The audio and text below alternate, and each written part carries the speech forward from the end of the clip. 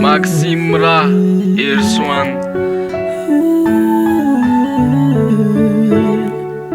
Satsinana mitsy hoe isaraka maniry aneny fokony mba hiaraka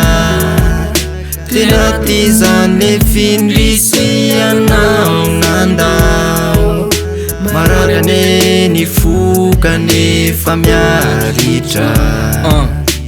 tena tianao zany efa tsy afaka anao inona mirary soa anao sady veloma tsy maninona ny atapoky nefa fenifery latsozakany rehefa nandinika an'le taratasy nosoratany nolazainy tao fa izy manan'olo tiana akina tsy nateny za fa tonga de nangina satria valaka torovana amin'ny foky sy ny saiko fa sipa tena tiako saika ampiongotra ny aiko satsinanampo mitsy hoe isaraka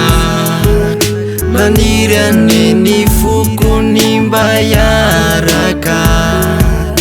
tena ty zany findrisy anao nandao marary aneny fokany efa miaritra ketraky niako fina mitsy sasiny alahelo tea enindray le fofopofonao mamerivero mba tsapirery za fa misy banga be mifainako omeo hery zary refenao sisy tarainako mezaka nadinao fa ianao lasa lalina matsiary nendrikao foana natandrona amin'ny alina tsaiko hofafana misy reo lasatsika fa ianao no manafananare efa mangatsika tsy hitako ny atao rehefa zany laozanao fa nizaniza sy mpambola tsisy asolo anao te ho anilanao te matsy feny tampitampi fanakaizy anao hoe